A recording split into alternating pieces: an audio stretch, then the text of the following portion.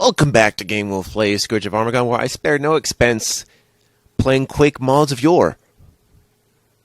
I believe this level is going to be the last of Episode 2. It's going to be quite a bit of a... I wouldn't say there's a little boss battle, but there is something that's going to occur when we get there.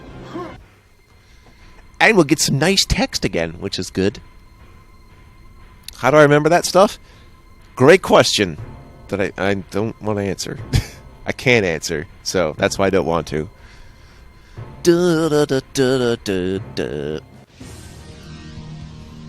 Alrighty.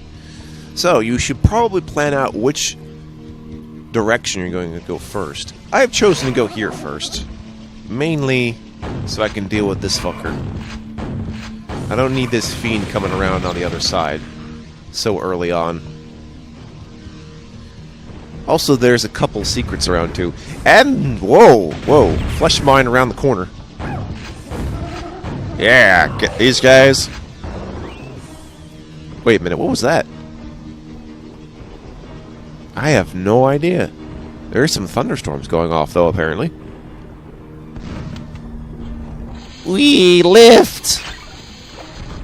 There's something else we can do with that, though. Let's actually ride the thing this time. Yeah, okay. Sounds great. Okay, I'm gonna shoot you. I'm gonna shoot you in the face. Oh, yes! Also, cell boxes, that's good.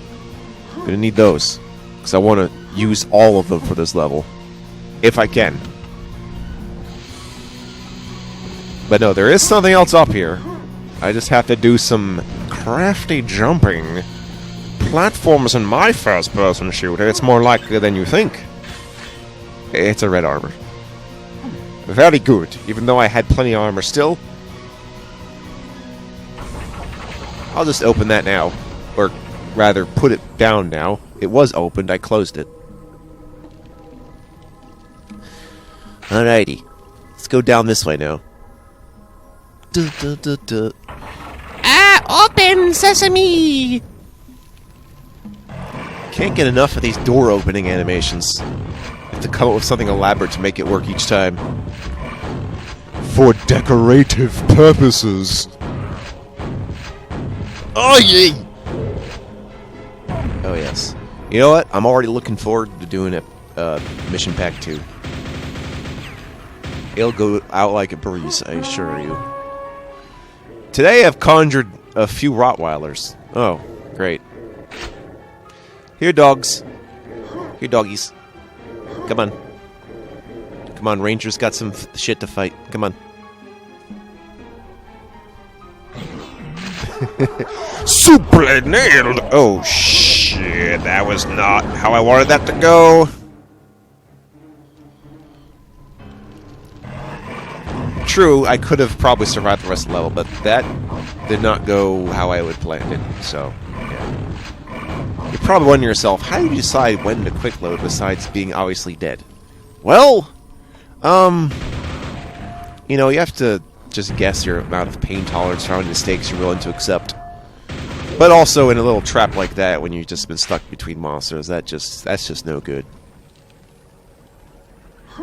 Anyway, let's try to summon our Rado Doggos again. I myself grew up with a Doberman Pinscher, so... And those have Rottweiler DNA, so I guess I understand Rottweilers well enough.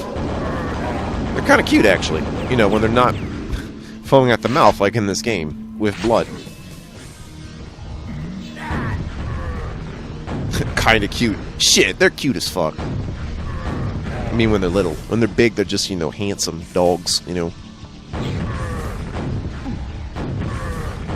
I think I prefer a husky dog, though, honestly.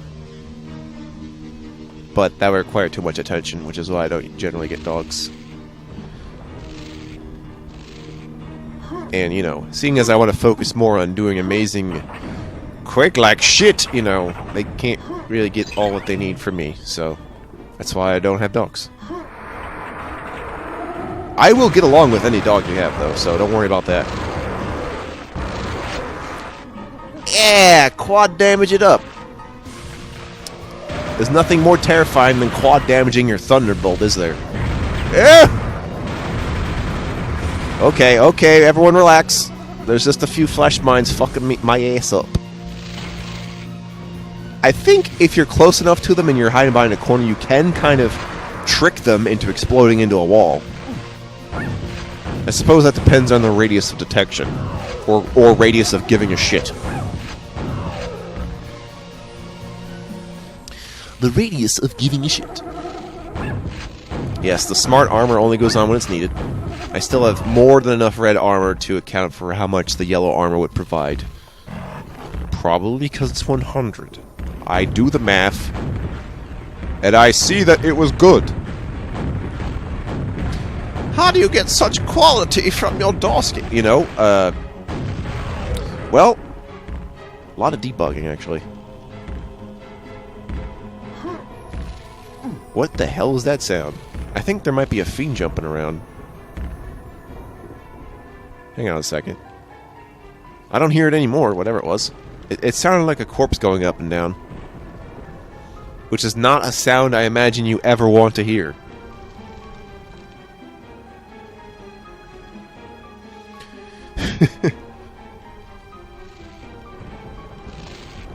Coming up through the wood, through the door. Knock, knock. Okay, got a couple Death Knights. Not a problem. You can do better than that. Although, even if it gives me easy monsters, I appreciate the pizzazz and the variety, so it's fine. It's like, how can you tolerate shit like this? It's like asking me how I can tolerate video games for all these years. That's not a question I can answer for you. Even if I wanted to. Now we're going up the stairs. Maybe there's some sideways stairs, courtesy of MC Escher. Ah! No! Stop that! Okay. Yeah, I didn't want to try to blow it up that close, of course. As tempting as that is. I swear most of my deaths are in fact just me slipping up or blowing myself in the face. Which is how it should be, I guess. You know, most of my deaths in platformers are me falling off high places as opposed to, like, you know, the enemies kicking my ass. Kind of like that here. It's usually the level hazards that fuck me up. He's got a hammer again. Can't stop getting that hammer. No siree, Bob. Alright, I knew that nail box would come in handy again someday. Guess I could come down here. There's a couple. There's some zombie fellows from Abercrombie and Fitch. I know what I was about to say. Aberzombie and bitch. Yes, I know. Very funny. Ha ha. Hot topic. Ha ha. I don't even understand why. Like, I guess if you want literally any kind of thing that you could imagine that you think wouldn't be appropriate on a shirt, you could probably find it at Hot Topic. I can't really tell you if that means it's good or bad or tasteless. What I can tell you is you probably shouldn't be surprised. Alright, let's get some more rockets. I think there was... Okay, so one of the flesh mines noticed enough. It was not enough. And boy, do we have fucking plenty of mines now. Careful in this area, because I imagine some ogres are going to shoot me from the sides. That tends to be the way things go. Oh, shit! Oh, wait, no, he's actually below here, so... He's actually safe for the picking. That's good. Let's throw some grenades in there. Yeah, that's an appropriate use of grenades, I think. Oh, man. You know, I wish there was more Ocarina of Time mods that were actually good. Right now I can only think of two that are off the top of my head, but they still just give you, like, the original dungeons, even if they are rearranged. And the one I saw with brand new dungeons just had a stupid story attached to it, which is a shame, because I thought it was really good. Until I found out the story was crap, but... You know, it's hard for me to put down in game because of its story being crap, so that might tell you something.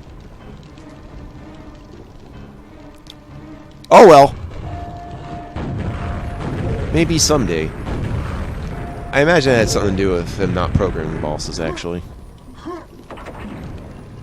Which, you know, fair enough. That's kind of hard to do.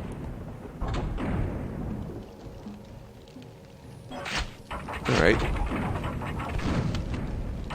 Sequence completed.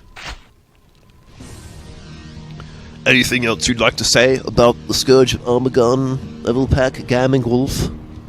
Well, I got more stuff for you. No, not really. Although I would have liked to see the disc. I did see the original advertisement for this mod though, in like crusty quality, like 480p video you can find on YouTube, I think. I believe the second mission pack has a similar ad, incidentally. Not that Quake really needed it. Like, I don't think the mission packs for Quake need an ad, except to tell you that there's more Quake content. Like, if you were sold on Quake, you were just sold on the content at the time, because you're just like, yeah, I want some more, and then you got it. And specifically, I had to add more power-ups, because that was for the benefit of the people playing multiplayer at the time, but this meant that stuff like, yeah, since we were at the turn of the century, stuff like Half-Life and like Quake 3, which turned the genre into either like multiplayer arena games, like Unreal Tournament, or story-based telling games like Half-Life, and we had forgotten why people enjoy this kind of game. But to be fair, the whole world was kind of dealing with the ongoing everything escalating in terms of economics and terrorism and stuff. And I think that changed people's opinion, or like put them on the sidelines for how they had dealt with video games, especially for the generation growing up with them, aka me.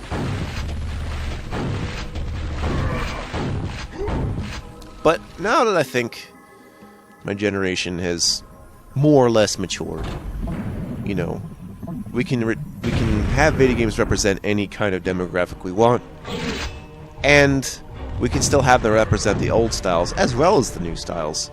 I look at some of the weird new game shit sometimes on itch.io. It's a really fascinating thing. Although a lot of it's a little too artistic and experimental for my taste, but it's, you know, it needs to exist. It needs to be there. Because it'll interest somebody, and that's enough for it. Or hell, even for the person making it, if it doesn't expect anyone else to play it. You know? Whether to make a statement or to try out a new idea. Yeah, I think itch.io is carrying the freeware torch pretty well, actually. I even see some stuff I actually want from there, like, I think that Hedon game was originally on there, as well as some other Doom mods and stuff. This one DOS game clone I'm going to try, Muri, I think might be found on there originally. Although I'll probably go pay for it. Yeah, so if anyone was hoping for a Muri LP, yes, I'm going to definitely make that happen at some point. Maybe I should just put that in my request list. Remember, you can put down requests to me, but you gotta put them in writing, or I'm going to forget. So here's a question I propose to the programmers. If I have the empathy shields, does the environmental damage get hit back by my bullshit? Because I don't think it does. Wow, that went really badly. Maybe I should try that again. That was amazing, though. It's like a huge showdown with shamblers and like electric machines. Doesn't really how much I have left as long as I survive, though, so... I think the issue here is if I... Oh, did I already summon the extra shamblers from actually activating the exit? Because if so, I should be okay. Oh, no, no. We might have to do this again now. To my credit, though, that's a lot of shamblers for one little room. Plus you have the ogres on the sidelines.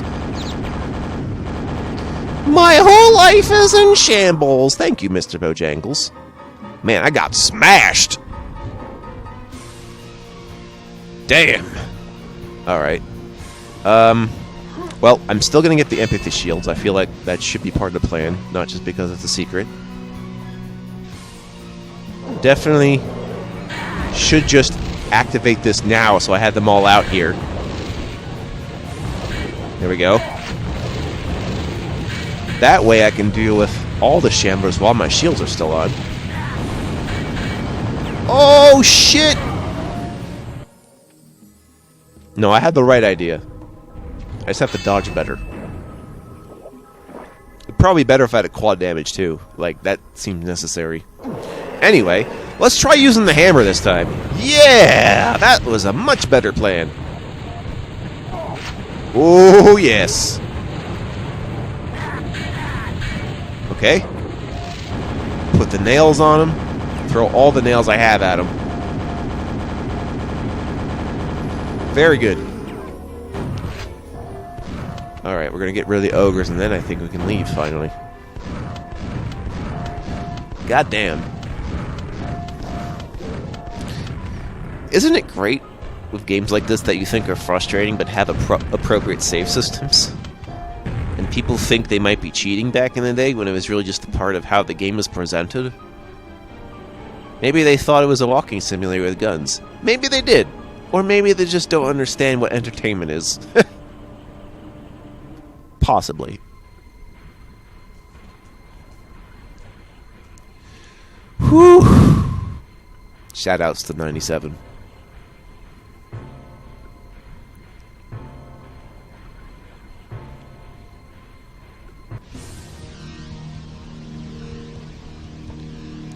After destroying the power generator, you pass beyond the gate of Mortimer's Keep. That was the name of the level, by the way. A wave of nausea suddenly flows over you, and you find yourself cast out into a liquid void. Gross. You float lifelessly, yet aware, in a lavender sea of energy. Oh, interesting. Very descriptive for a few sentences in a paragraph. But you have to say nausea, though. Oh well. We like to be gross in the 90s, you know this.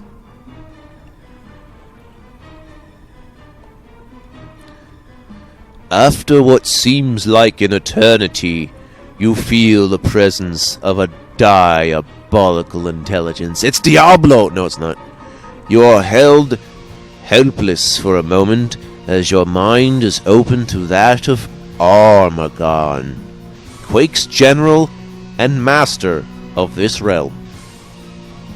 Recognizing you as the one who foiled his attempt to conquer Earth, a hellish howl fills your mind and blots out all consciousness.